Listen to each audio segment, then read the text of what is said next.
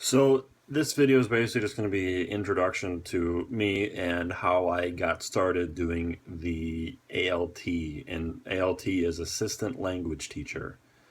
So I graduated from Ohio University last year with a Bachelor's of English, and I was just surfing on the internet trying to find what jobs I could do with a Bachelor's of English. So I happened to come around a advertisement for English teachers in Japan, and the advertisement required you to have a master's and teaching experience. So I kind of shrugged that off and went about my day. So then later on in the week, I couldn't get the teach in Japan bug out of my head. So I went and did more surfing, and I happened to come around a couple companies, and the two main differences are Eikaiwas, which are basically private English conversational schools, and the ALT route, or basically you're an assistant teacher in a public school. And I'll do a separate video on the differences and the pros and cons of both of those. But I on Gaijin Pot, there's a few jobs. A lot of them aren't really with main companies, so it's kind of a pick and choose on there. But there are advertisements on there. If you just search like English teacher in Japan or something like that, then they'll have a bunch of other different ways to do it. But the main routes people go for ALT are the JET program, which is basically the world-renowned Japanese embassy thing, where you actually work with the Japanese government. It's a 11-month application process, I think, so it's a pretty long application process. And they only open it up like I think once during the year, I think it is, or something like that. So I missed the deadline for that. And then there's a handful of other different companies to go with. I don't know if I'm allowed to say the company I work for because during my training thing they harped on that pretty good. So that's the gist of how I got into this. It was kind of just honestly a random happenstance, and there's not a whole lot that you really have to do with the job. I mean, there's not a whole lot of prereqs for a job like this. It's basically just have a 4-year degree. Um, you don't even need teaching experience, honestly. I have no English teaching experience. I've experience teaching children, but not actual English teaching experience. Um, and that's honestly pretty much how I found it. It was just random happenstance.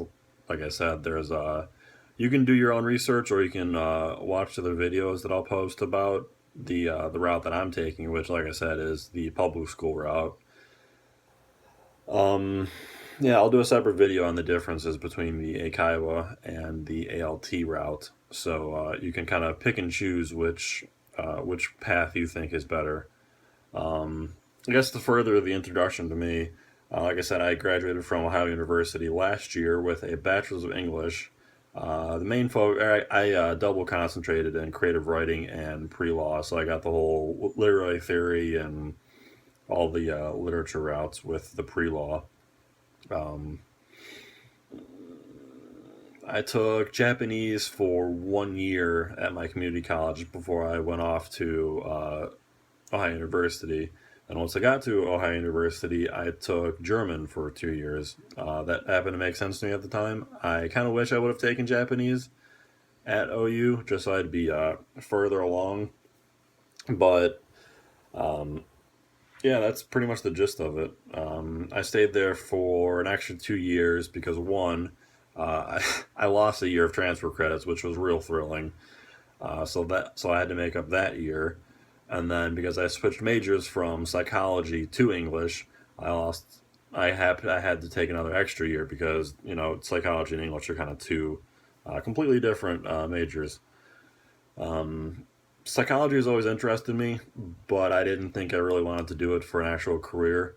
Um, I've always enjoyed English and I've always enjoyed writing. Writing is what de stresses me quite a bit. Um, Yeah, that's pretty much why I switched from English just or psychology to English. Um, let's see. I love anime. I'm a definite weeaboo or otaku, whatever you want to call me, and proud. Um, I think I've watched more anime in my life so far than most people have watched regular TV. So if you need any recommendations, just comment down below, and I will shoot some recommendations your way. Um, my favorite, if I had to pick a favorite, would probably be either Tokyo Ghoul, definitely High School DxD. The plot and the storyline in that is fantastic. If you've ever read the light novels for it, so the light novels are fantastic. The anime definitely leans itself towards fan service, but it's one of the few fan service ecchi harem animes or anime where where there's actually a decent and deep plot tied along with it. So kind of the best of both worlds, I guess. Steins Gate's another great one. That's a real psychological thriller. Um, yeah, there's honestly too many to list. I've never watched One Piece. Everyone always asks me that. Oh, do you watch One Piece? Do you watch One Piece? No, no, I don't watch One Piece. I probably won't watch One Piece. One, it's a really, really, really long anime, and two, it just doesn't interest me. The only long anime that I've watched or would be probably Bleach, Dragon Ball, and the first season of Fairy Tail. So those are the only real like, I guess, mainstream long anime that I've watched. Um, yeah, that's pretty much it for this video. So it doesn't get 45 minutes long. I'll do another video next on my apartment and probably just the city that I live in and whatnot, and how life has been here so far. Then I'll do like kind of daily videos on, or weekly videos maybe on life in Japan. So feel free to follow my journey along with me. And thank you for watching. Please feel free to subscribe and comment and like down below. Thank you very much.